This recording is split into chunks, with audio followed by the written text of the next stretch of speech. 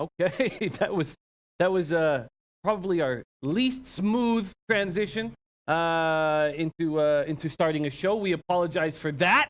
We will work on that. What's happening? What up, cappers, gamblers, punters, hustlers? What up, low baggers? It is Monday, October 8th, and look who's here! Paul, I love you. Life ain't easy. Yeah.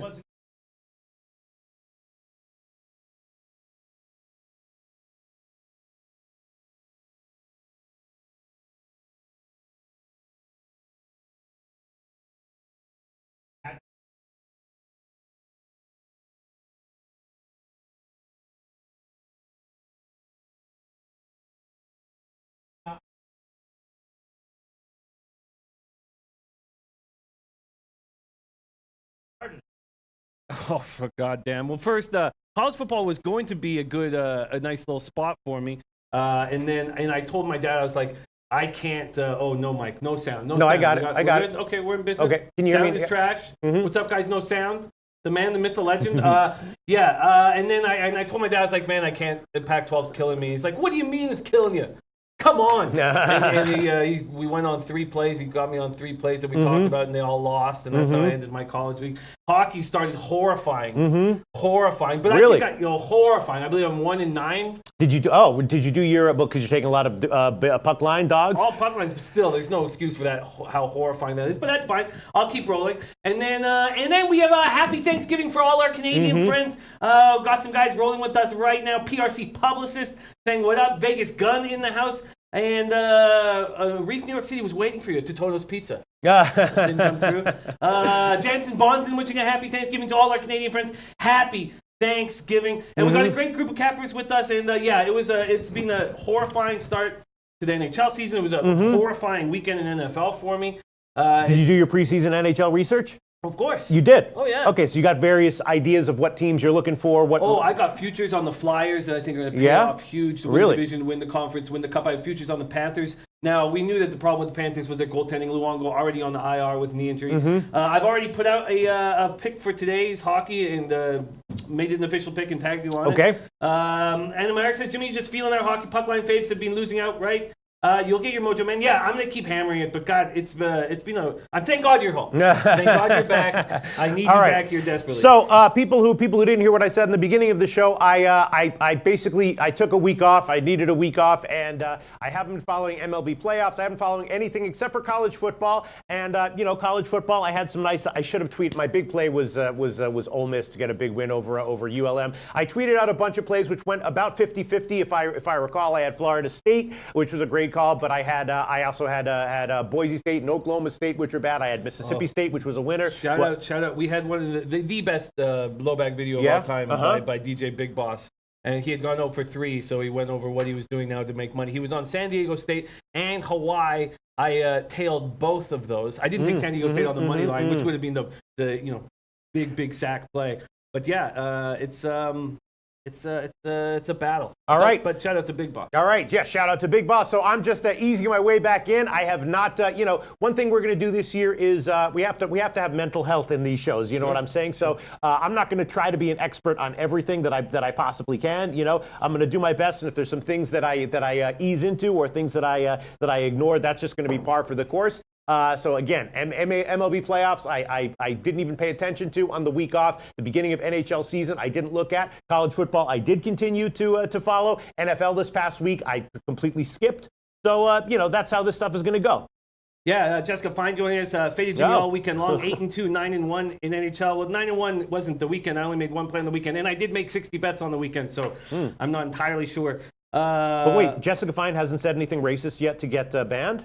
No. Okay. No, but we're, all right, Jessica we Fine, listen. I love you, Jessica Fine, and you know that. Yeah. I love you, Jessica Fine. But we do have one rule here, okay?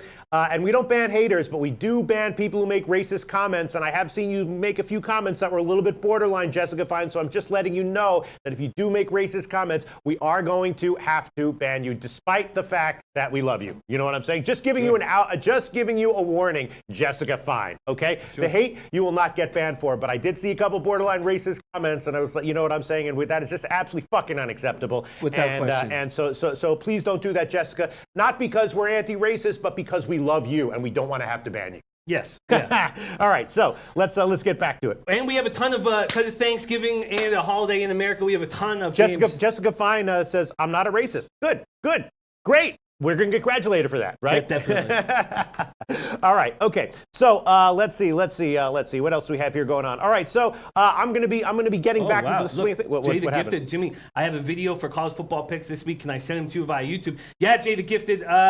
Do we follow each other on Twitter? If not, you can send them to my email. But that's so exciting. Getting another low bagger sending us plays. We love that, Jay the Gifted. Okay, great. All right. So I'm going to be easing back into things. You know what I mean? I'm going to be taking the NHL seasons a little bit slowly to start because I didn't do my preseason. I didn't do in-depth preseason research. And so we're just going to. But I did hit some of the college football openers, which if we'll have time for it, I will share with you. My college football openers have been pretty good all season long. I guess let's get into it. I know we have the MLB playoffs. Last time we left off, it was the MLB regular season. I wound up having a pretty profitable year in MLB. Jessica Fine, yes, I did. The playoffs, I usually ignore. I'm looking at the 3 games today. What's been going on in the MLB playoffs that you can fill me in on, Jimmy the Bag? Well, Astros are rolling. I know, and we sort of knew that was going to happen. They've beaten up on the Indians, so I know a lot of people are on the Indians today, and we'll break the game down. The Dodgers had momentum. What happened to Buehler in that second inning was unbelievable, and then Buehler was only through 77 pitches when they brought in Wood last night when Freeman took him deep. And the Braves could easily take the momentum back. Yes, unexpected pitching, guys getting pulled, guys coming in early is par for the course in MLB playoffs, which is why it's very treacherous, which is why a lot of times I just pass on it. No, I hear you. And Jessica Fine saying, what do you have for us today? Trying to fade? I got lots for you. I told you about the CFL pick I was fading on Friday. Yes, I did lose the Friday, but then I did hit on Saturday with the under in the Lions Argos game. So 1-1 the CFL this weekend, and I'm having a good year in CFL. And I have 2 plays for you to fade, Jessica Fine, that I'm actually really confident on. Jessica Fine is really an interesting person because she's not racist, which speaks to good character. Yeah. On the other hand, she wastes her life hating, which speaks to horrible character. So she's a complex dichotomy of conflicting personal characteristics, right? She is. Yeah. No. And also, she has a female screen name, but is almost definitely a male. So there's that conflicting. There's a lot of conflicting issues with Jessica Fine, right? Horrifying issues. Horrifying issues. Right. The Yanks have clearly taken the momentum here, and it'll be very interesting to see how Eovaldi handles Yankee Stadium. Terrible road record, but that we maybe put a line through it because of his comfort at Yankee Stadium. Yes. We'll get into that. And as far as the records are concerned, again, I took the week off, so I have not had time to update the records. I'm going to do that today. We won't have any records today. I mean, we could throw up the records that are old, but I will update all the records, and then we'll have all those ready to show tomorrow. Yeah, so I've got 3 plays on the 11 o'clock games. I'm ready to rock. So why don't we just start hammering this? Yes, and Noli knows says, can we not talk about Jessica? Not here for that. Absolutely. That is it. We are not going to mention Jessica Fine for the rest of the week, no matter what she writes. Okay, let's go. And that's a promise. All right, the MLB game, Houston and Cleveland. I'm looking at this one. Obviously, who knows what to expect here, but I am thinking Houston second half, not first half, and maybe a shot with the over. It's a 1:30 Eastern time start. What do you think, Jim? Game time, 84 Fahrenheit, wind blowing out to straightaway center, double digits. That's good for offense. Houston won the first 2 games easily. Cleveland has not been able to hit it all. They have a team batting average of 100, 6 for 60, and 5 of those 6 hits singles. Yeah. They've done nothing. Keuchel, though, 0-1 with a 4.91 ERA and 2 starts against Cleveland this year. Last start against the Indians was on May 25th. No decision, 6 innings, 2 runs, 8 hits, 5 strikeouts, 1 walk. 8 appearances against Keuchel, 4-1, 2.79 ERA. Lefties hit him 281, 707 OPS. Righties hit him 259, 703 OPS. He's clearly not the guy from his Cy Young days. Clevenger, what a season he had. There was a disagreement over, whether he was a quality pitcher. I think he proved that he is. 200 innings, 207 Ks, 3.02 ERA, 1.16 WHIP. This is his first start in his postseason career, but he's made 6 relief appearances and they've not gone well. Again, I think we can sort of put a line through that stat because it's just different when they're starting, and he seems to be a different pitcher this year. But 2 starts against the Astros this year, he was hit. 0-2, 6.17 ERA. 4 career starts against the Astros, 1-3, 3.98 ERA. Righties can't touch him at all. 211, 586 OPS off him. Astros have trouble with righties anyways, and the Indians don't hit lefties that hard. Yeah. Sports Capper says Pete is a snowflake. What does that mean? What does that mean? That I think I'm special? I am special. Other than that, what does that mean? A snowflake? I don't know. What does that mean? Anyway, all right. So I'm thinking that that the over. I'm leaning over, and I'm definitely leaning Houston on the second half. And I think I will take a shot with Houston on the second half here at minus 120. I did bet it, or minus 119 at Bookmaker. It's their lineup is clearly superior, isn't it? Everyone's healthy for Houston, aren't they? Yeah. Everyone's healthy. They are healthy.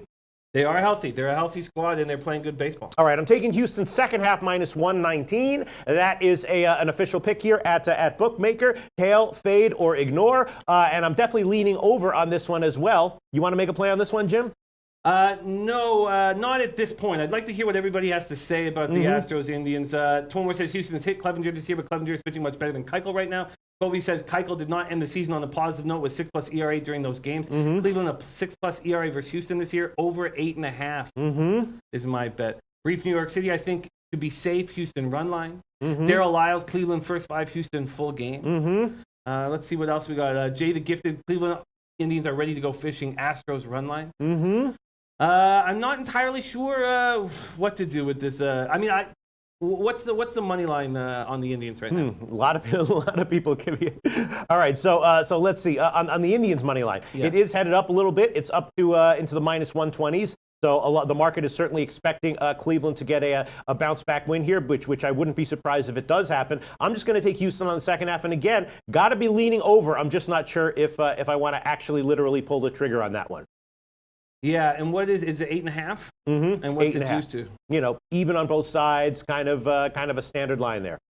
Art Hayes also on the Houston game over. We're getting a lot of different insights on what snowflake is. is. A lot of different insights. Joe Anisi is on Cleveland. Raul Rogers, Keuchel has to be putting his all into this one. And Kamat K says there's no snowflake here in Hawaii. Yeah. Scotty Rock Forever says snowflake means a white boy. Okay. Let's see. What else do we have? Other people. Oh wait, a lot of retracted comments on that one. Coco Bongo says snowflake equals weak. Okay, a weak white boy. I think that's roughly appropriate for me. Yeah. All right. So let's see. Other comments coming in. All right. Ken Peacock also on Houston money line. I mean, I don't know what move to make here. I do agree that the over is kind of hanging around in our face. Not applicable. Houston run line and money line. I'm not making a move at this juncture. Okay.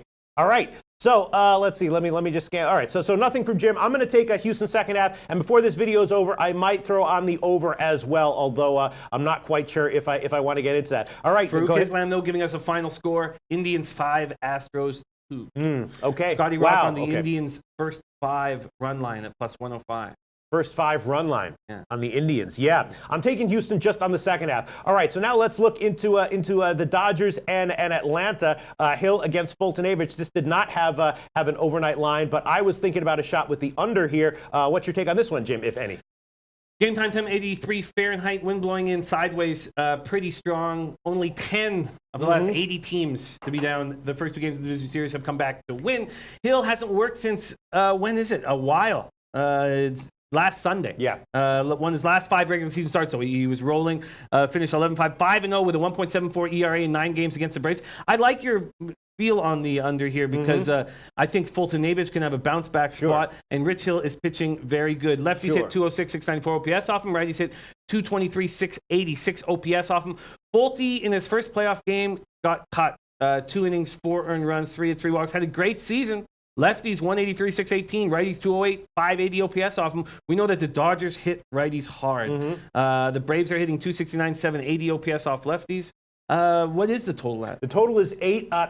Hill closed the season great, but they were very, very easy assignments. One was at home against San Diego, and then on the road against San Francisco. Before that, he was definitely getting touched quite a bit more. So I'm not sure if I trust Hill, although his last start at Atlanta was great. 7 shutout innings. I'd be leaning under. I'd be leaning second half under. These playoff lines are very, very tight. I'd be leaning second half under for sure. So how are the Dodgers hitting now? Is everyone healthy for these teams? What's the deal with both their lineups, Jim? Remind us. Well, Dansby Swanson is not on the roster for the Braves, which is a huge, huge loss. But, the Braves were, you could just tell by their body language, they were confident all game yesterday. They're happy to be back in Atlanta.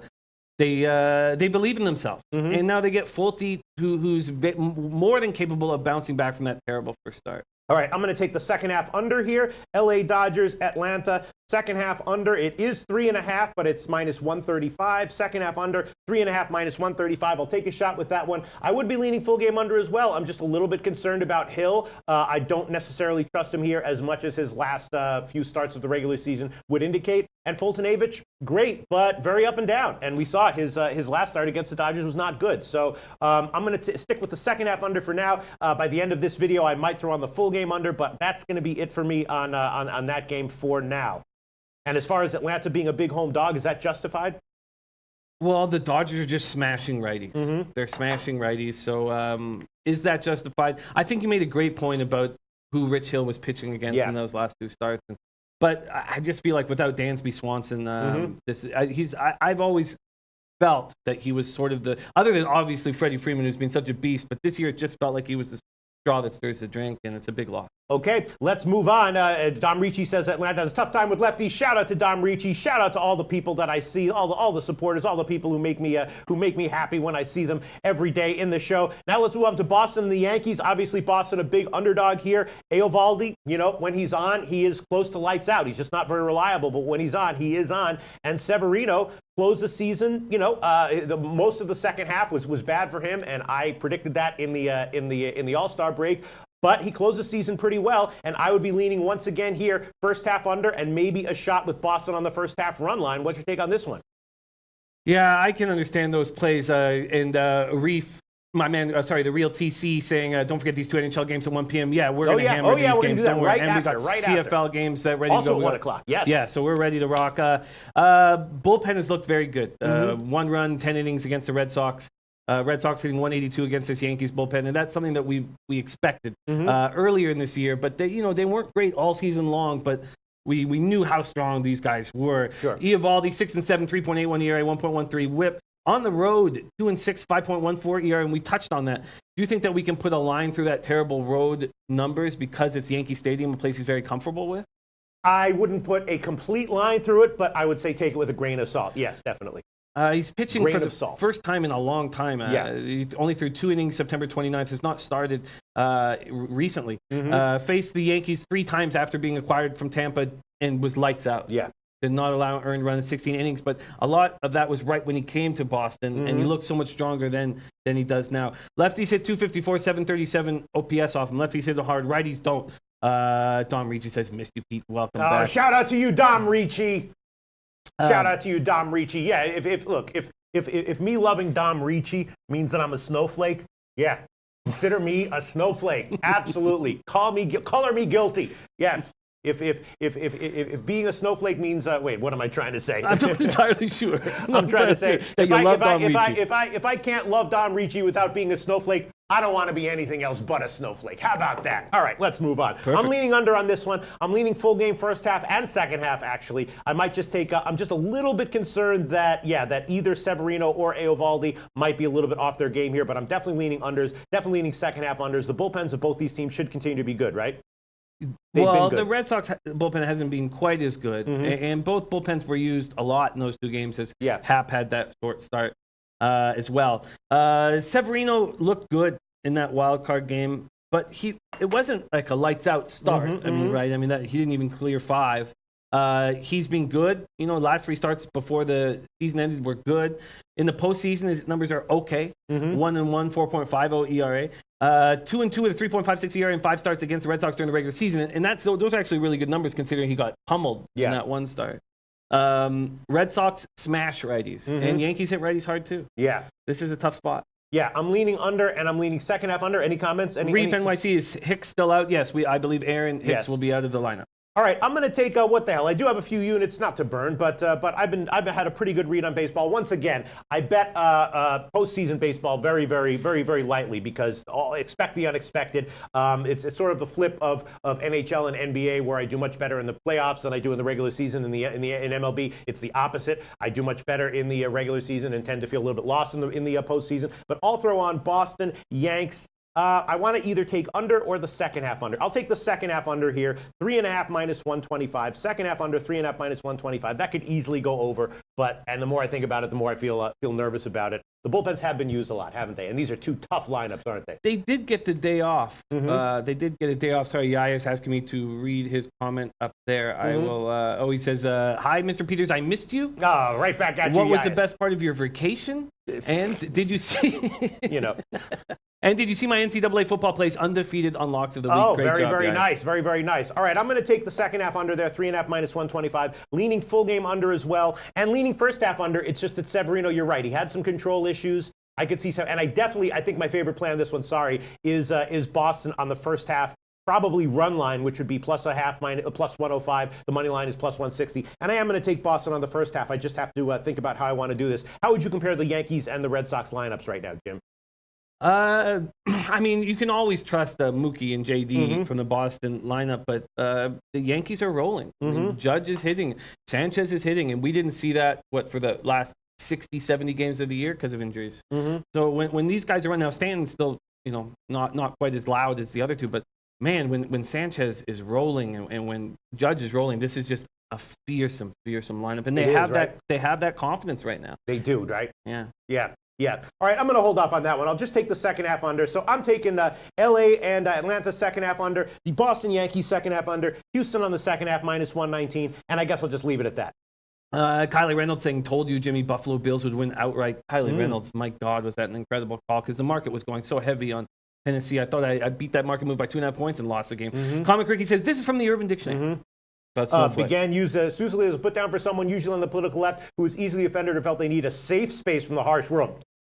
Yes, I need a safe space with like 5 walls. Yes, if needing a safe space is what being a snowflake is, I am definitely a snowflake. Are you kidding me? Yes, I need a safe space. Please, if any lowbaggers have a space place they can build for me, please let me know where it is. I'll go into it immediately. Yes, I need safe spaces. My man Oscar Sanchez says, Jimmy, I have to go with my NHL picks are Ottawa, Boston over 6. And the first period over. That might be beautiful. I look forward to hammering that. All right, so let's move on. You want to move on to a CFL? We will get to NHL, or do you want to do NHL first? Let's do CFL first. Yeah, because I can get it through real quick. What, the CFL games? Yeah, real quick. All right, so let's look into CFL. There's the 1 o'clock game and then the late game. Well, go ahead, Jim. Well, I'm on overs on both games, and I've locked in the plays. Sorry, I'll just break down the games, and then I'll give you my exact plays that I locked in.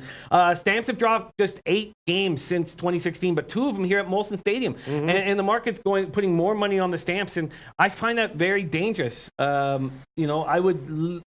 uncomfortable backing the Alouettes in any situation.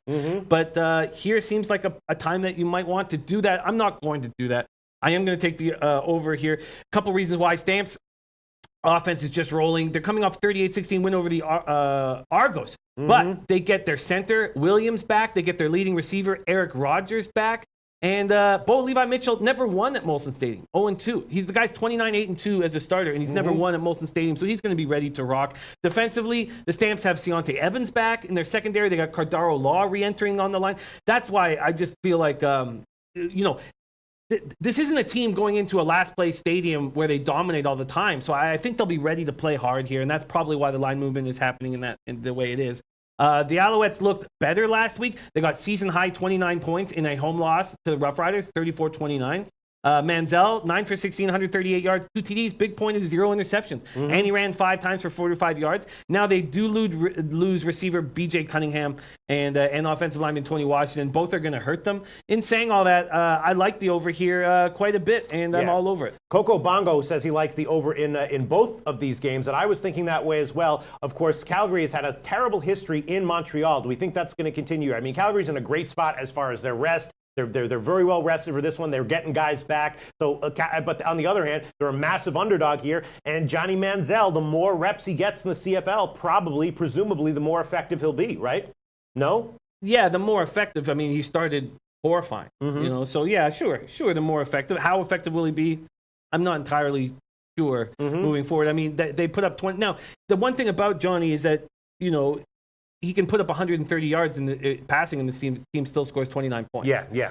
So they have a big, strong running back who doesn't run for 100 yards, but he's a 6'3", 220 pounder, and it's a nice mix to have a guy really hit hard and Manziel being able to leave the pocket. So I got over 50.5. Okay. At minus 110. You tweeted this one out. I All right. did. So over 50.5 minus 110. Now it's there's 50.5 or 50 is available or 51's available. All right. So Jim has Montreal over 50.5 minus 110, over 50.5 minus 110, and for the Edmonton Saskatchewan game, Edmonton is coming off a terrible offensive performance, but I think that was probably more likely than not an anomaly, a fluke, right? No? I don't know. No? And here, Cap'n 24/7 says Edmonton has scored 18 points in his last 2 games. Robert Weimer coming in. Rough Riders, my favorite team. Love to hear who you're on in this game, Robert Weimer. Listen, this is a team, coached by a quarterback who, was more brains over skill. And now he's got who we thought was the best quarterback in the league in Riley. So,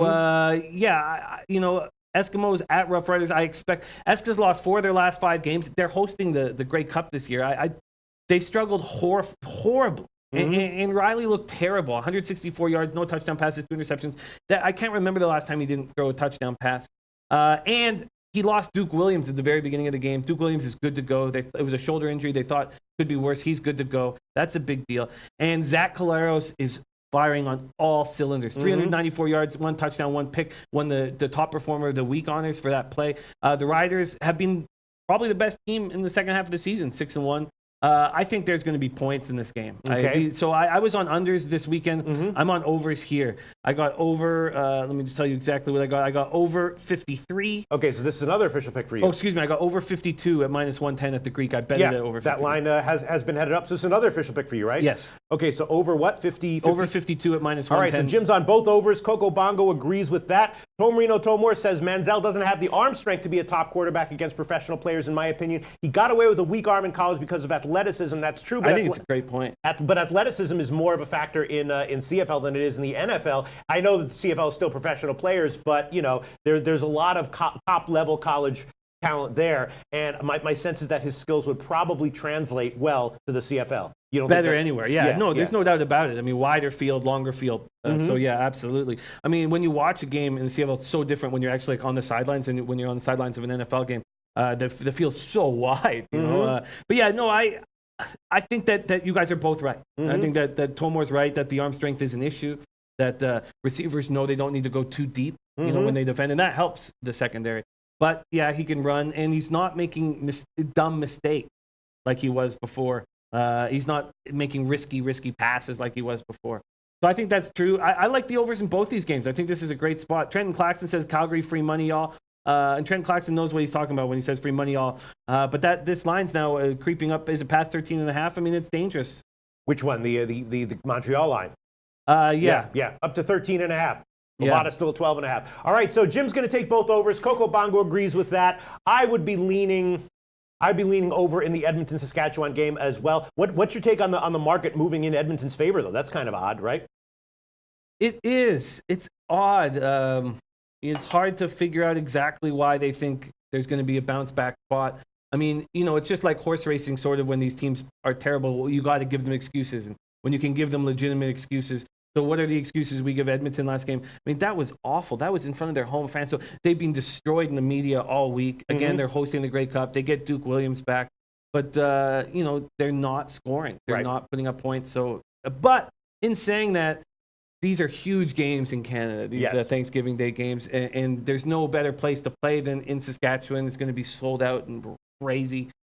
So in saying all that, I like the over. I like him to bounce back. How much will he bounce back? These Rough Riders put up points. That Alouette defense isn't terrible, and the Rough Riders had no problem whatsoever putting up points. I think the over on both sides is great. All right, Jim's going to be on the over on both of these, and I'm going to, I'll pass for now on this one. Again, I'm just getting back into the swing of things. All right, you want to get into NHL, Jim? I do very much. All right, NHL. Last year, Jim and I both had successful NHL seasons, which is absolutely true. It's very, very tough to be religiously honest with our records as we are in these shows, and so we're going to mention the good with the bad. Last year, Jim and I both pretty much not killed it, but had great, very, very long-term successful seasons in the NHL. I'm just going to ease my way into this one. I'm looking at this one. A big line move in favor. Let's talk about the 2 1:00 games. Big line movement in favor of San Jose. I don't know about that. Should maybe the Islanders be a play here? How much of an advantage does San Jose really have here over the Islanders?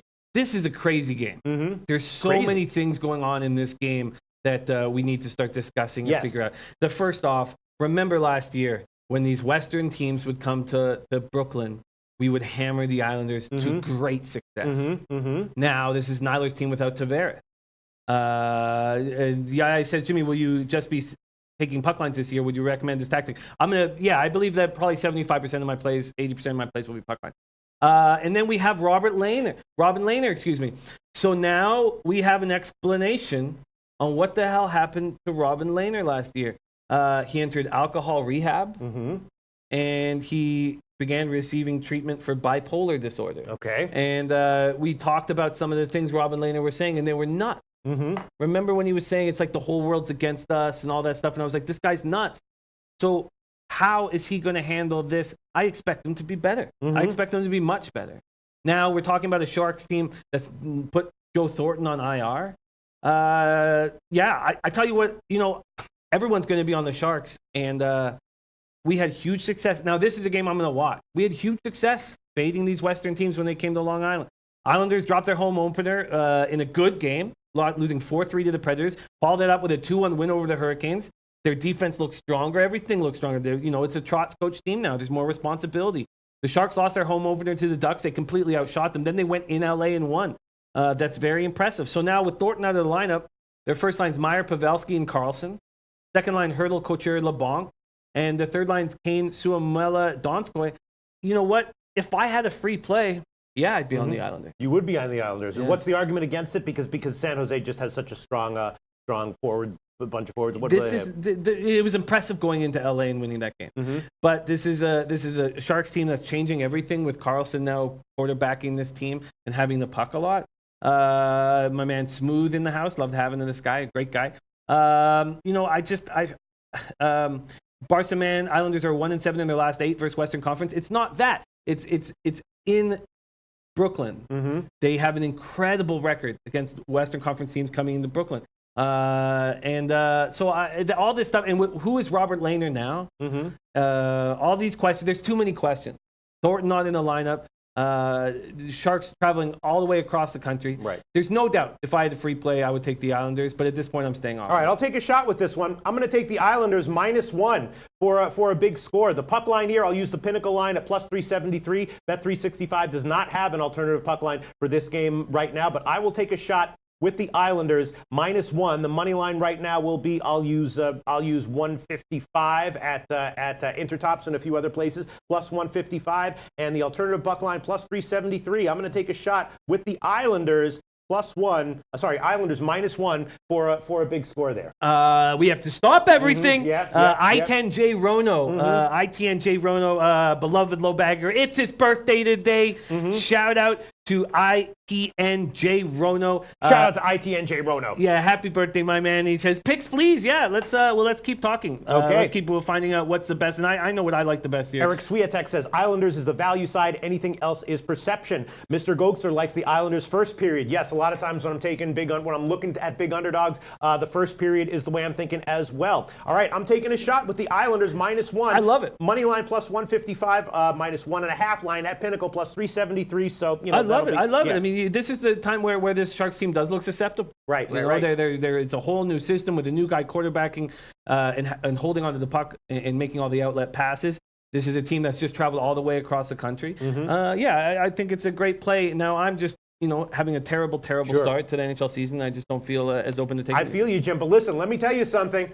I kicked ass in the NHL last year, and about, I would say, 2/3 of that, an entire 2/3 of that was just listening to what Jim had to say. A lot of times, not just in sports betting, in any kind of investment, the people who are, the people who are doing the analysis, the people who are doing who are pulling the actual trigger, sometimes it's best to separate those things. You know what I mean? Because when you give analysis, you can just give your absolute, clear-minded opinions without worrying about having to pull the trigger on something. And when you're pulling the trigger on something, all you're thinking about is analyzing what people are telling you. So Jimmy the Bag, I'm listening very closely to what you have to say. Win, lose, or draw, you're going to be following NHL closely all year, right? It's going to be my bread and butter. I Your don't care bread and that I'm butter. down 1-9. And If it's going to be your bread and butter, I'm just going to be listening to you all year long. I've listened to what you had to say about this game. I'm going to take a shot with the Islanders -1. All right, Ottawa, Boston. Boston, obviously a huge favorite here. Should they be this huge of a favorite, Jimmy the Bag?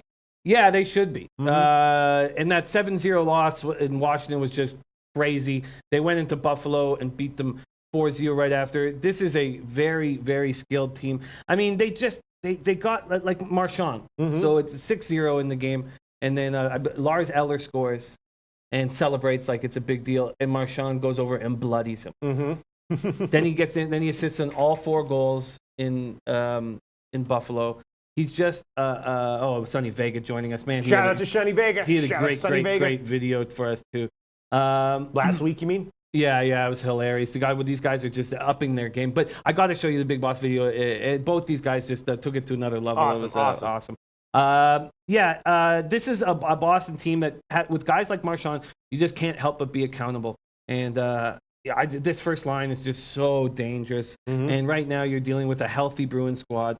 Jesse Smith says Ottawa is the worst roster in NHL history this year. You know what? We've seen this before. Teams with terrible rosters, but guys who really want to get after it. So first off, Dylan DeMello and Chris Tierney both scored in their win over the Leafs. They're just this is a team that wants to fight for each other now, and it's hard to believe that's the truth with Duchesne in the dressing room, as he's just been a dressing room killer. The Bruins swept all 4 games of the series last year. The big worry with Boston is Tuukka Rask, 27 minutes, and he allowed 5 goals in those 27 minutes, and Halak comes in and pitches a shutout. I still believe in Rask. I think Rask will be fine. He's a notorious slow starter. Mike Condon is who he's up against. Mike Condon was good enough last year. 902 save percentage. I shouldn't say good. I mean 5-17, but his numbers. I had remembered him being worse than he actually was. He's always been good against Boston. But yeah, I think this is a spot, home opener for the Bruins, where they just put a beat down on this team, and it's a big favorite. But I just trust they benched David Backes for Sean Kuraly. This is a team that just demands accountability immediately. And so I'm on the Bruins. I made it an official pick earlier today. Oh, you did? Yeah, I tweeted it out. Okay, what'd you get? -1.5 at plus 107. That was available at Pinnacle. Oh man, I'm seeing all the familiar names. Just want to say I love all you guys. Elte, Jen, J, Rono. I am so happy that we could give you a pick there, a birthday shout out. Fashaw94 says, Pete, how about the Islanders first quarter? Yeah, I mean, the problem is that the Islanders, if the Islanders are in this game competitively, I think the better value would be taking them on the full game, because the first quarter you're just getting plus 130. And if Lehner is shitting the bed for this game, it's probably going to come early, and I would not want the Islanders on the first quarter in that case. You know what I mean? Yeah, I absolutely know what you're saying. There's a new commenter that I want you to keep an eye on. Very, very sharp guy named Dwayne Reed. Right here, Dwayne Reed says, "Great day, Loshak and Jimmy. Just done incredible work with college, and just someone that we should keep an eye out for." All right. Yeah, I love these guys, man. But King Uabi about business. Pete, if I ever get to the point that I get my own business, I will have you as the inspirational speaker who comes on over the intercom every morning like a principal. I would love it. King Uabi about business. Get in touch with me if you ever have your own. I would just love to just be hanging out with him every day. Just the positivity. Just the positivity. Shout out to everyone. Sonny Vega, Barsaman G11, Annie Marak says, did you get my Bellador picks for my record? I went 3-0. Did he send you the picks? Did you announce them on air? 2 weeks ago. And you announced them on air? Oh, yeah. Did you? But that was when you were here. Oh, and we announced them on air? Yeah, I believe so. I think you just referred to the article. No, this is Bellator. This is 2 weeks ago. Did we announce them on? All right, we'll work it out. We'll work it out, Andy Brack. We'll work it out, Andy Brack. And Drew Daddy says, Pete, you missed my birthday last Monday, but I was good enough to give him a loss. Oh, okay. So Great. I apologize. Shout out to Drew Valley. Shout out to Drew Valley. Shout out to Nutflesh Allen. Shout out to Art Hayes. All right, let's see. Al Hard says, which over in the CFL game do you like the most, Jimmy? That's a good question. That's a great question. I would say. I mean, I can tell you what the issue is. The issue is that in the first game, both the defenses are very strong. In the second game, there's big questions with the offense for Edmonton, right? You're right, but yeah. I would say I like this early one in Calgary, Montreal. I would say I like that best. Okay. Annie Marak says, you read the Bellator picks out, Pete. LOL. I must have blacked out. I must have been in a blackout, Annie Marak, because I don't remember that. But absolutely. Angel Rose, welcome back, my friend Loshak. Shout out to you, Angel Romero. I predict that by the afternoon show on Wednesday, I will be at 95% of my top level. Oh, beautiful. Yes, that is what I predict. Yeah, I love it. I predict by the afternoon show Wednesday, I'll be 95% top level, and I predict that I will have a positive record in NHL this year, at least plus 1% ROI. Oh yes, I don't care that I'm starting the season badly. I'm going to be rolling. I would love to be an inspirational speaker. Stephen Alla, shout out to Stephen Alla. Pete, I missed your first period NHL totals. Great results last year. Yes. Stephen Alla, I am going to get as caught up to speed in NHL as quickly as I can. But with a lot of sports, you ease into them in the beginning of the year, and I'm going to be leaning on Jim a lot, listening very carefully to what he says because his insights, I know what to listen for, and I find them very valuable. All right, let's see. Baseball Bob says, Pete, love the positivity. Shout out to you, Baseball Bob. All right, okay. Brian S. leading us into the next hockey game. Buffalo plus 140. Worth a look considering Hutton has played well. Now, that's such a good point about Hutton because we remember how hot he got last year. One thing that so we talked about the Sabres a ton last year. In beginning of the year, I thought they'd have value, and they didn't have any value at all. And now we're starting to figure out why when we hear about Lehner, when we hear that he had to go to alcohol rehab, when he has all these issues going on. And you should hear what they're saying about Hutton. And it's just completely changed everything in this dressing room. Phil Housley said he's a very good veteran, says the right things in the room, very likable guy. But at times he says what's on his chest. It doesn't matter if you're a veteran or a rookie. He's going to leave it all out there. Guys respect that. This is a totally different feeling in this Buffalo Sabres dressing room. And there's going to be times where I'm going to be jumping all over them. Now, whether we should do it against the Golden Knights, I'm not entirely sure if this is the spot. Sabres lost their season opener 4-0 at home to a very hungry Bruins team that just got embarrassed. They followed that up by beating the Rangers at KeyBank. Geary scored twice. Hutton made 43 saves. Hutton stopped a 3-on-0 and got a standing ovation for over a minute. Sabres had lost 6 straight home games dating back to last season before Saturday. The Knights opened up with a bad 5-2 loss to the Flyers, followed that up with a 2-1 shootout win over the Wild. They are getting to their spots. Fleury started off terrible, lasted just 30 minutes, allowed 5 goals, 16 shots, came back with a very nice start against Minnesota. Eddie Oilers taking a shot with Montreal and Johnny Manziel plus 13.5. I get it. I can understand why you'd want to do that. Speedy Fighter betting the under on the Grand Salami. That's something I was interested in. I wouldn't mind touching on just before we finish the show. But yeah, I'm off the Golden Knights Sabres game at this point. I was thinking about a shot with the under. What's your take on Vegas? On their style of play right now, overs, unders, or right about in the middle? We're just dealing with the first line still together. There's issues. Schmidt on a PED 20-game suspension. He's their most important defense, so that's an issue. There's issues going on where we had 12 players who had career years last year. This first line, people now have the book on how to stop them. Not saying that they're going to be able to stop them because it's pretty electric offensive line. But, and then their second, then now you're bringing in Pacioretty and Stastny, which are 2 totally different players, and you need to get comfortable and figure out where the spots are. So I do agree with you. I think early the Golden Knights are going to be an under team. By the way, one other thing that people were asking about, Jim, why we don't give ourselves the ability to buy points and stuff like that. I think this year we should. I will just use Pinnacle, but if you want to use a different book, any line you can quote. See, I was looking at this one and I was thinking about taking the under, but not at 5.5 minus 103, taking it at 6 minus 128. That I can completely. Do you like the under? Fleury, how's Fleury right now? Fleury had a great bounce back start, but again, it's tricky when you're dealing with all these guys who had career years. Fleury 14 seasons, and he had a career year last. And how do you expect him to do here? Might be not a great spot for him. No, I feel like the under is the play that makes the most sense. You feel like the under is the play that makes the most sense. All right, I'm going to do it, but I'm not going to take 5.5 minus 103. We can do this in football, whatever you want to do. You got to be careful, Jim, when you do this. But I'm going to take under 6 minus 128. When does this game start? 3 o'clock Eastern time. I'm taking the Buffalo game under 6 minus 128. That's the current line that you can get at Pinnacle. You might be able to get a better line in other places, but that's just what I'm going to take right now. And I was agreeing with you, Jim. I was thinking that maybe Buffalo would be the play here, but they're not quite as big of a home dog as I would like to see. Yes, that's a good point. It's because of how the Knights have started the season. Trenton Claxton says Vegas wins 5-1. Eddie Euler says smart stuff, Pete, under 6. I like that play too. I think that's a smart way of handling things. Eric Swiatek says, question is, do we take the under 5.5 at the nice price, or do we wait for the 6? Eric Swiatek says, words out of my mouth, Pete. And just for comparison, you know, when you're talking about standard lines, see, here we are. I'm educated again. I'm starting to feel back in the swing of things, Jimmy the Bag. Beautiful. Do you think this is going to be, with my return, a successful show as it was before I left? More successful? I think we're going to get more successful, yes. I predict that this show will be even better in the upcoming weeks than it was before I took my week off. I agree.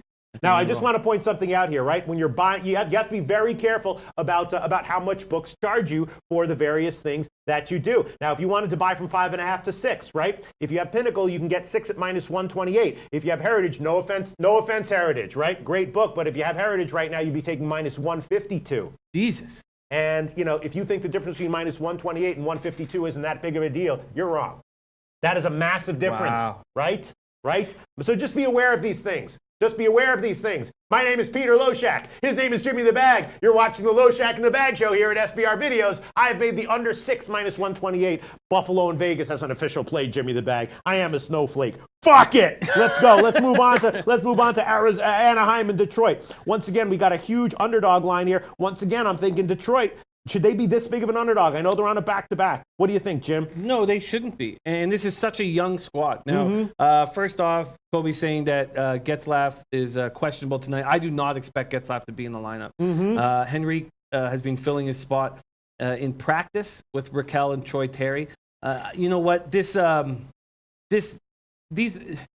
Red Wings didn't have these terrible injuries on defense, and I mentioned Cholowski, who I think is awesome, and he scored a goal in his first game, I would be all over Detroit. Now, I took their season win total over, 73.5. Oh, really? Points. Yeah. I do like this young squad. And Eric Swiatek says, understanding the recent goals trend in the NHL and 6 becoming the new 5.5 total, I think that actually gives us good chances to take advantage of the unders. Yes. DJ Big Boss with an interesting comment, though. He says, this show has been perfection for a long time now, and you can't get better than perfection. It's a good point, DJ Big Boss. It's a good point. Shout out to DJ Big Boss. I fucking love you. God, his video was unbelievable. Really? It was absolutely incredible. Yeah. It was so funny. And then he hits both of them. Oh, God, he's magic, man. If loving DJ Big Boss makes me a snowflake, I don't want to be anything else. How about that? All right, let's go. Let's move on. So Detroit hasn't gone without a win through its first 3 games since 91-92. That was the year they went all the way to the Stanley Cup. Ducks captain Getzlaf left in the third period. Lower body injury, status unknown. Corey Perry out with knee surgery. Ryan Kessler, Patrick Eaves have not returned from action, recovering from surgeries. Andre Case, concussion. And then Max Comtois scored in both games. First Anaheim rookie to score in his first 2 games to start a season. Sam Steele centered the second line with Comtois and Silverberg. God, what line would we get on the Red Wings? You know, it's in the plus 170s. It's a huge line. I was thinking that the Red Wings might have a little bit of value here on the alternative puck line and or the first period line as well. So this is the reason why I'm not going to make the move. We talked last year when a team would lose 2 of their top 4 defensemen, how we'd fade them, fade them. So we're dealing with a team that's now lost 3 of their top 5 and now 4 of their top 6 because Trevor Daley left with an upper body injury. And that's the only problem. And look at DJ Big Boss. Thanks, fellas. Love you all. Y'all till death. What a guy. Love this guy. And that's the problem. That's why I can't do it. Is now taking Trevor Daley out too. So Detroit's in a bad way is what you're saying here. Yeah, both teams are in terrible, terrible way. So why would we not like the under here? Because the defensemen are out? That's my play. I don't care that the defensemen are out. I just don't think there's going to be a lot of offense regardless. I think that the young defensemen on Detroit have been taught to keep it very conservative. Eric Swiatek says there is value on the wings, but it's minimal. Bobby Robinson, hope you took a flame 60 minutes on Saturday that I tweeted out. Damn, Bobby Robinson, I was a little slow this weekend, and that was a great play taking the Flames. It was quite a game. Canucks are, Elias Pettersson is this real deal. We're really excited about him in Vancouver. But in saying all that, yes, I like the under here. John Gibson is off to a very hot start. This Ducks team knows that they can't take risks. They've got all these kids playing, and they got to play very smart, sharp hockey. So yes, I am on the full game under. They got a lot of kids. They got a lot of kids playing, huh? Yeah, and some of them are very high draft picks. On both sides, especially with the Red Wings. But yeah. All right, so you're going to take the under. Yes, Anaheim, under. And the best line we will give you will be minus 120, minus 127 at a bunch of places. Anaheim, under 5.5, minus 127. Yeah. I'm also going to make a double up play here. On what, the first quarter? No. That's what I was thinking about. I'm going to do the first 9.5 minutes, I believe. I'm going to take a look at what it is. So just give me 1 second if you don't mind. Sure. And I think I will take the first period under on this one as well. Detroit, Anaheim, first period under, and that's going to be 1.5 minus 108 at bookmaker. I'm seeing under 1.5 minus 108. I'm going to take a shot with that. Jim's on the full game under 5.5 minus 127. Now we're rolling here a little bit. No score before 9:30 elapsed is minus 105. You want that one? I do. All right, so Jim's going to take in the Anaheim game, no score in the first 9:30. Yeah. No score first 9:30, and that is minus 105. Yeah. That is minus 105 at Bet365. Okay. We're making a nice little show here. Let's see. Flipper 13 says paying for picks is for suckers, but there are exceptions. Yes, there are. Everyone knows about Right Angle Sports. I'm going to start doing videos with Steve from College Football winning again. Oh, nice. Yes, he is, Steve from College Football. He's the kind of guy who is like, super nerdy, super precise, and he'll give you like 3 or 4 picks a week in college football, but his winning percentage is going to be like in the 60s, which is unfriggin' believable. Yeah. So yes, there are exceptions. All right, let's see. What else do we have here? The unders, the first 9.5 minutes has been bad to me. And it was not very good to me last year, and I've already lost one. It took 24 seconds for Washington to score when I took the no-goal 9.5 minutes. In saying all that, I'm not going to hesitate to try to go back to the well. All these plays are juiced to a goal being scored in the first 9.5. So I'm always going to be getting, minus 105 is probably the worst. I'm always going to be getting, better lines. This has been a horrifying start to the season, and I hope it changes with the Bruins in 10 minutes. Yes, and Dom Ricci saying, I like SBR in general. Pete and Jim are the very few who aren't trying to get you to pay for picks. Yes, that is true.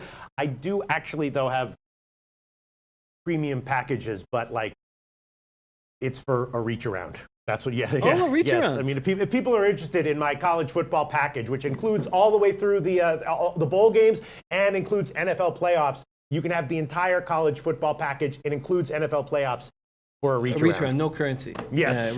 So I don't really talk about it because it's embarrassing. No, you know what I mean? But you understand what I'm saying here, Jim. All right, let's move on. We're making a nice. That was kind of funny, right?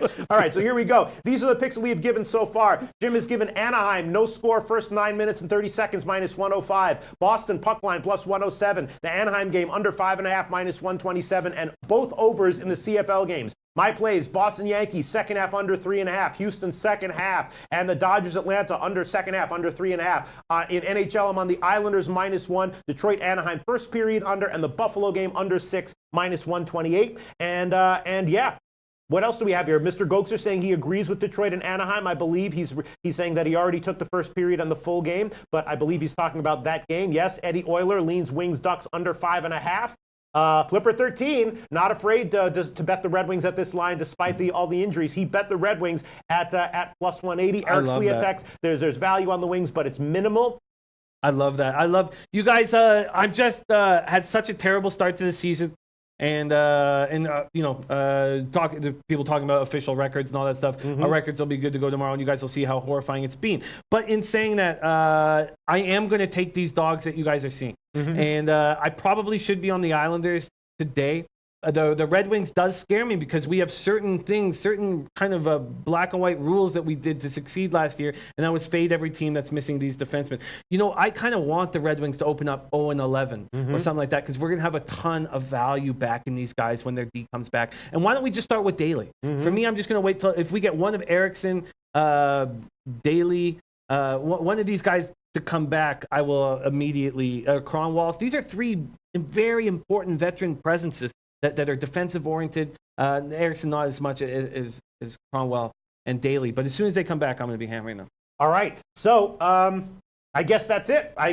We've covered NHL. What do we have to get to now? I guess we have to get to the Monday night football game. I'm actually doing pretty well in NFL so far in my limited picks this year, Jimmy the Bag. Again, though, all of my NFL success 2 weeks ago was from listening to what everyone had to say, including the people on pre-snap reads and everything. Nutflush Allen just honked the air horn in my big rig, all due to Pete being back. Shout out to you, Nutflush Allen. Once again, if everyone's interested in my college football package. You can have the entire season for a reach around. I think that's a pretty funny joke. Is that not, if you're a comedian, is that funny? That's a very funny joke. It is. Joke. High five, Jimmy the Bag. It's not a joke though, right? This is all still serious stuff. They have to fly down here and... Oh, yeah, it's a joke. It's a joke. It's not serious. No, you're right. Yeah, it is serious and a joke at the same time. Nothing wrong with it's funny because it's true. All right, so let's move on. Jimmy the Bag, NFL Monday night. It's obviously, on paper, the Saints are looking awesome, right? The question is, do we expect the unexpected from Monday night? Is if this game was played 100 times, it feels like the Saints would cover the 6 points. I don't know, at least 53 or 54% of the time. I could see Washington winning this game outright, but what's the percentage play here? Feels like the Saints. Do you disagree? Well, I'm on the Redskins. Oh, really? Okay. I'm on the Redskins, been on it for a few days now. I forget exactly what. Did you tweet out a line? Because because the line has moved in Washington's favor. It opened at 7. It's now down to 6. Yeah, no, I don't think I got. Let me just find out. But you tweeted it out.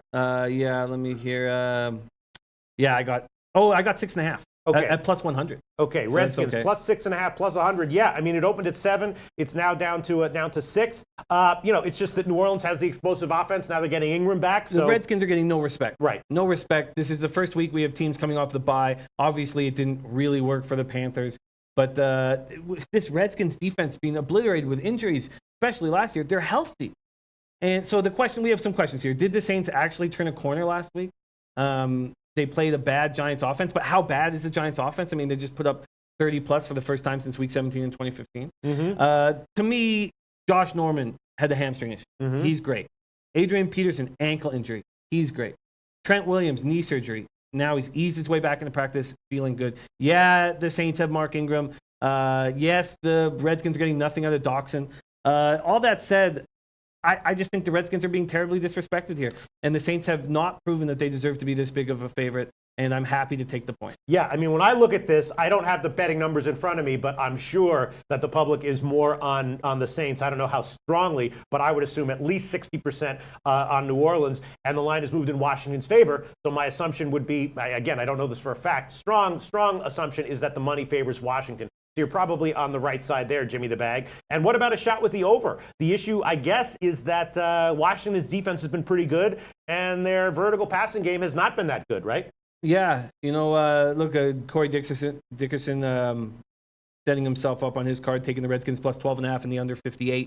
I'm really, when this Redskins defense is healthy, they're a defense that you can trust. It's just, to me, it's just that simple. And they're healthy right now, and they're coming off a bye.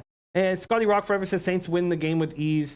Scotty Rock saying keep thinking Alex Smith will be more than he is. He won't. I get it. I can totally understand why Breeze about to break the record for passing yards. The Saints at home are a fun team to back. In saying all that, I just think the Redskins are being disrespected off of a bye, and they're going to be ready to rock. Stephen C. says, I love this show, no matter what happens for the rest of my life. Can't take that away from us, right, Jim? Jim? You can't take that away from us. Shout out to you, Stephen C. But they'll try. They'll try, and they'll be able to fuck us in a million other ways. But they can't take that away from us. Moshe Bogarat, Redskins team total over 23.5 play of the day. The question is... Wow, Redskins team total over. Yeah. Well, if you like the Redskins team total over, then why would you not like the full game over? That's a good question. Wow. Tom Marina says Saints have the same defense as last year, solid unit. Yeah, we were trying to figure out what went wrong early in the season. And is it a sophomore jinx? I mean, I trust Lattimore completely, and he just has not looked good. Now he's coming back. He's starting to roll. Rishi says, do you think this game will be a shootout, Jimmy? Nutflesh Allen says, Jimmy, don't you think Washington coming off a bye, do you think the first half is a good spot for them? I do. Yes, I do. I think it's a good spot for them. It's always dangerous fading Breeze at home, but I feel like we're just getting enough points here. And Norman, Peterson, Williams all ready to rock. I think that's huge. That's absolutely huge. And I think that Peterson is still angry about how he was treated in his time with New Orleans. I think he's gonna, he's extremely competitive. Say what you want, how many miles he has left in the gas tank, but he's extremely competitive, and he's gonna want to show them. Kingu AB About Business says, I love the Skins. I get Alex Smith, who will protect the ball and the better defense, and I also get 6 points. Love it. The Saints do have the better passing offense and better overall running game. Breeze gets his.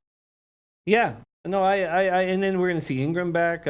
Tom Marino says Saints' biggest weakness has been the red zone, and Ingram back should help that. Absolutely. Without doubt. Yes. That's a great point. Great point. Melvin Morrell on the Saints. Gower Ramesh leaning Redskins.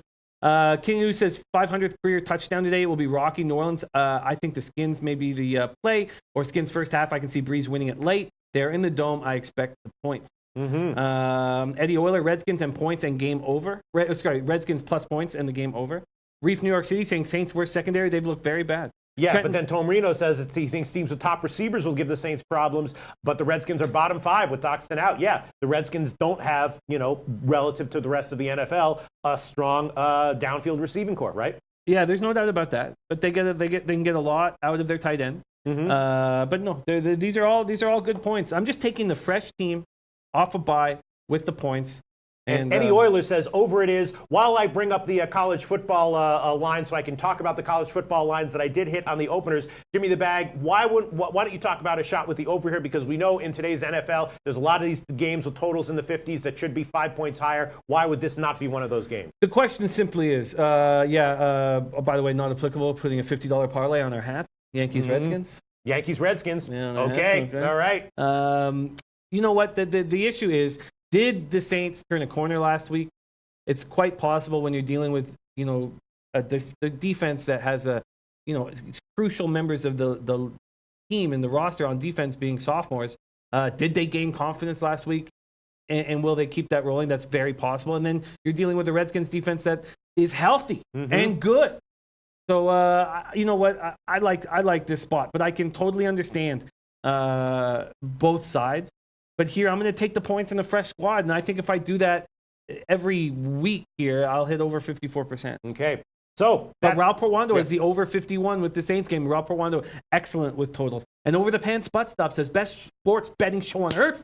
There you go. Thank you so much, Mr. But Pete hasn't found his calling. Reality TV. They want to see you. Who has? Pete hasn't. They want to see you every day. They want to see you. They want to have cameras on you 24/7. No, I know. I have so many mental issues. Jimmy the Bag. Do you have any idea? God, Jimmy the Bag. I was like an explosion of creativity in my 20s. I was too paralyzed. Too paralyzed, Jimmy the Bag. Too paralyzed. Yes, I know. But we have you right where we want you. Unstable. We love it. It's exciting. It's exciting. God, we don't want the consistency of emotions is boring. God. No, I know. We want to never know what's going to happen when you roll in here in the morning. No, I know. I'm talking about my other ideas and the other things that I should have done. All right, so let's move on, Jimmy the Bag. Just quickly, triple beams with Alex Smith. You're guaranteed to get a good game plan, solid decision making, good distribution. He's not dynamic, but there's certainly riskier things to bet on than Alex Smith's track record. Tomer says Redskins defense is solid, but this will be their first real test. Luck moved the ball easily on them, and Rodgers was off in overtime. These are all good points. Anna Merrick says, hit me up after the show. Are we moving forward? I need to know what's next on. And yes, we are definitely moving forward. Anna Merrick got from the higher ups. They really loved his article. Of course. They want more from Anna Merrick. They even want, I believe they even want a review on what went down in UFC 229. I'll find that out right after. But shout out to Anna Merrick. Great guy. Couldn't have happened to a nicer guy. Yeah. Shout out to Annie Merrick. Troy V says Saints focused on record for Breeze. Skins focused on game. Love the Skins. Beautiful. That's a good point. And Rostradamus, Skins are a top 5 consensus super contest pick too, by the way. Wow. Okay. Yeah, doesn't surprise me at all. All right, so that's it for NFL. Of course, we'll talk about this a lot more in the afternoon show. You want to talk about college football, Jim? Yeah, I'd love to take a look at what's going on. All right, I'll tell you what. God, I was fucking roll. I was going to have a good week until that Pac-12, and it was my dad. It was my dad that talked me. The Pac-12 last week. What games did you take last week? I had Washington, a 21-point favorite in UCLA. They were up 24-3 at the half, and then UCLA had their best half of football. And taking a big favorite on the road is just bad business. Yeah. Then I took California, who outplayed Arizona, 2 pick sixes to lose 24-17. Yeah, the Pac-12 was in my experience, you're going to see more, 30-point underdogs winning outright in the Pac-12 than any other conference. You know what I mean? Maybe maybe the only closest one is like the Big 12. Iowa State as a 30-point home dog against whomever. But a lot expected. I take the Pac-12 very, very lightly. You know what I mean? If you notice, I don't make a lot of Pac-12 plays, if you notice, Jim. Yeah, and I just, oh God. All right, so let's talk about the opening lines. I'll tell you what I did. I'm just going to tell you once again. One of the reasons why people like this show is because of the brutal honesty. I'll just tell you what the opening lines that I bet were. I tend to be a little bit shakier on sides as the season progresses. I did take a shot with Nebraska. Now, I got a good line. I didn't get the opener of 7.5, but I did get 6.5. It's now down to 5.5. Obviously, Northwestern has had 2 great games against 2 tough teams, and Nebraska is not looking that good. But I did take a shot with Nebraska. I got them at 6.5. I also took a shot with Vanderbilt as a home dog against Florida. Now, Florida, a lot of people, a few weeks ago were kind of down on Florida, thinking that they were an overvalued team, not liking the quarterback or whatever, but they've been great. Now they're going on the road against Vanderbilt. I have to look into these games a little bit further, but I did take a shot with Vanderbilt. I forgot what line I got, but it's now down to 7.5 or 7. So I took Nebraska. I took Northwestern. Other plays that I took, I did take a shot with Rice as a home dog against UAB. Rice is terrible, but should UAB be a 16.5-point road favorite against Rice? Maybe, but I took a shot with Rice getting all those points. I also took Southern Miss getting a big amount of points against North Texas. What the hell happened to North Texas this week? What do you mean? I mean, they won by 3 points. They were 27-point favorites. Yeah. And Southern misses off a bye and probably can be competitive. I'm going to have to look into that game a little bit more. But I did take a shot with Southern Miss. I also took a shot with Kent State getting 12.5. That's now down to 11 or 11.5. Let me look at some of these other lines. Any other lines that I took? The Charlotte game is weird. I did not touch that one. I don't quite know why they're that big of an underdog there. I am thinking about taking Oregon plus the points against Washington as a home dog here off a bye in the Pac-12. DJ Big Boss liking Vandy. Like Vandy picked Florida off a tough fight against LSU. Yes. And shout out to DJ Big Boss, 2-0 on his Mountain West videos. Big bounce back. Yes. Big bounce back. I did take a shot with Memphis against UCF as a home dog. I also took a shot with Baylor against Texas. I beat that line move as well. I got 16.5. It opened at 17. I didn't get that one, but I did get 16.5, and it's now down to 14.5 or 14. The LSU-Georgia game is very interesting. I'm going to look into that one a little bit further. Tempting to think about a shot with LSU, but Georgia might really be that good, and you might not want to go with that one. Another guy who's just killing his videos for us is Big Ragoo. God, he's just putting money in people's pockets. Shout out to Big Ragoo. Can't wait to get more Big Boss and Ragoo videos, man. I also did take a shot with Louisiana Lafayette minus 10 against New Mexico State. I didn't get the opener on that one, but I did take them at minus 10. So those are the plays that I took shots with. Now let me think if I want to make official plays on any of these right now. I will, and I might pull these at the end of the week. And by the way, pulling doesn't mean canceling the bet. It just means betting the other side at whatever line it is there. Which sometimes you leave yourself, exposed for a middle, or sometimes if the line moves in your favor, you can get a middle and hit both sides. So I might pull these, but I will take Nebraska. I got them at 6.5. Now I'm going to take plus 5.5 at BetOnline minus 105 and a few other places. Plus 5.5 minus 105. I should probably look at buying up to 7 on this one at Pinnacle actually. But I will take Nebraska. Let me see. I will take Vanderbilt. At plus 7. Now there's 7.5 minus 130 at a few places, but I will just take 7 minus 105. That's at UWager. I will take a shot with that one. I'm going to take Vanderbilt. Other plays that I'm kind of liking, that Rice game. I'm not sure where that's coming from, 16.5. I'm going to look into that a little bit more this afternoon, but I'm definitely leaning that way. Southern Miss. I will jump on that one now. I'm going to have to look into that one a little bit more as well, but I'll take that one plus 8.5 minus 105. That's at BetOnline. I'm definitely leaning Kent State against Miami. I guess I'll look into that one a little bit more as well, but I'm definitely leaning that way. And the let me see the other comments. And then Baylor, go ahead. Perfect rotation. Georgia is in the same look-ahead spot. This look-ahead situation Florida is in. Is a road game at LSU ever a look-ahead spot though? It could be, maybe.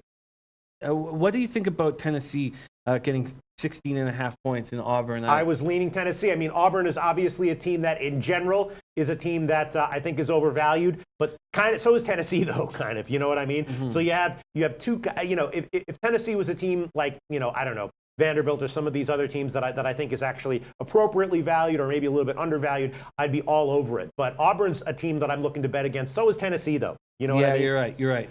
I could see Auburn not having a very good game, but still winning by 18. Tennessee is just not a very good team. I will take Baylor, though, plus 14.5, minus 110. I will take that one, 14.5, minus 110. Again, I bet it at 16. What? No, just the market move there. Big Yeah. market move. And I will take Louisiana Lafayette, minus 10 at minus 106. That's the current line at Pinnacle. So I'm taking all of those. I'll add all those on as official plays, and I got some others that I'm thinking about. The Nebraska plus 5.5 line. I just want to quickly check what Heritage has, because this is a line. Actually, when I bet the Nebraska game, I think the line was 6.5, but I did buy up to 7, I believe, and I would like to buy up to 7 here again. From 5.5 to 7 is probably, you're probably looking at. Let me see what the line would be here. Or just Jimmy, any comments coming in while I check the line? Sorry, just looking at these games. No, go ahead. Eddie Euler, Louisville getting a lot of points at BC.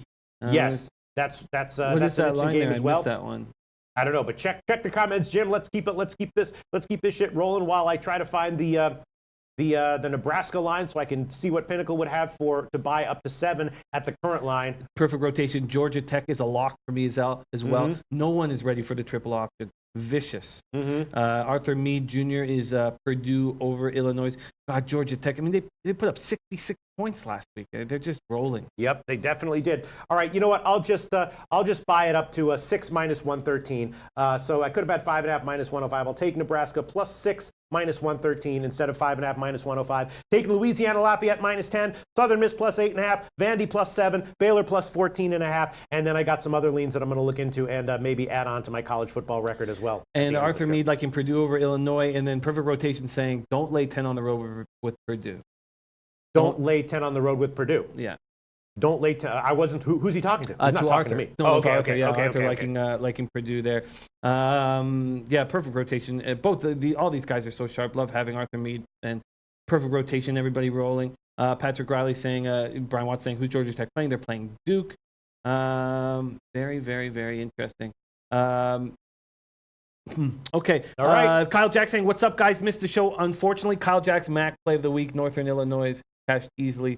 I was on that one too, and it was a little bit contrarian. At first, I was thinking the obvious play here would be Ball State. I looked into it more, and I did wind up taking. I didn't tweet it out, but yes, Northern Illinois. That was a play that I liked as well. I rolled with Kyle Jack. He's so sharp, but I unfortunately took the over as well, which didn't help. Dwayne Reed. See, this is a guy I want you to keep your eye out for. Dwayne Reed, UTSA plus 13.5. Dwayne Reed, UTSA plus 13.5. Yeah, who are they playing again? Let me just refresh my memory. UTSA plus 13.5. Who are they playing? Yeah. Oh, Louisiana Tech, isn't it? Isn't that who they're playing? I'm not sure. Yes, Louisiana Tech. I was looking at that, and I was thinking, Louisiana Tech should have the edge here. Anything less than a touchdown, I think I might be on Louisiana Tech. And then I saw the line, UTSA a double-digit dog. And I was like, I don't know about that. Is Louisiana Tech that much better than UTSA? I don't think so. And it's actually up to 14 at Bookmaker and Just Bet as well. Yes, I would agree with that. I would definitely agree with that. Yeah. Arthur Meade Jr., Michigan State plus the points over Penn State. Will Michigan State bounce back? Can they be trusted? Should they be trusted? All right, again, I might pull this one, but at 14, I will take it. UTSA plus 14 minus 110. That's the current line at Bookmaker. I will take that one. I was kind of leaning Louisiana Tech, but at the current line, that's a borderline play. But I'll add that one on there now, and I might pull it back. That might be 11.5 by kickoff. Arthur Meade coming in. Costa Rica over Jamaica women's soccer tonight. Okay. That wow. Might be a fun thing to back here and go to a bar. And then Nut Flush Allen. Keep an eye on this play. I cashed it again this weekend. Mm-hmm. Same play that has been working with Alabama, which is first half, but used against anyone playing UConn. Mm-hmm. Interesting. Yeah, UConn looked horrifying. Yes. I was on Memphis first half, and that was just very an easy capture. Yes, good call, Nut Flush Allen. Yeah, how much did I nail that the Alabama game against Louisiana Lafayette? My only official pick on my record was Louisiana Lafayette plus the points, which cashed. But I definitely said that I was liking the first half over, which cashed, and then we'll be looking at the second half under, which also cashed as well. And I was also leaning full game under, but it didn't. All right, so is that it? 1-0 Brewers. All Drew right. Daddy come in with some good news. Okay. I'm telling you, I'm not that angry at start. I mean, obviously, it sucks being down $1,000 or whatever. But starting the year 1-9, It'll just make me realize how hard this is and be tighter and more conservative and sharper, I think, with my action. 30 seconds in, 1-0. Let's get back to a winning start. I want Pete come here and bring us the good vibes and the good luck that I need so desperately. Yes, hopefully. All right, so once again, I've added on a few plays for college football. I might add on some more later on in the afternoon show because there's a bunch of early lines that I did hit that I'm leaning as well. Louisiana Lafayette -10, Nebraska +6, -113, Vandy +7, Southern Miss +8.5, Baylor +14.5, and I decided to add on UTSA +14.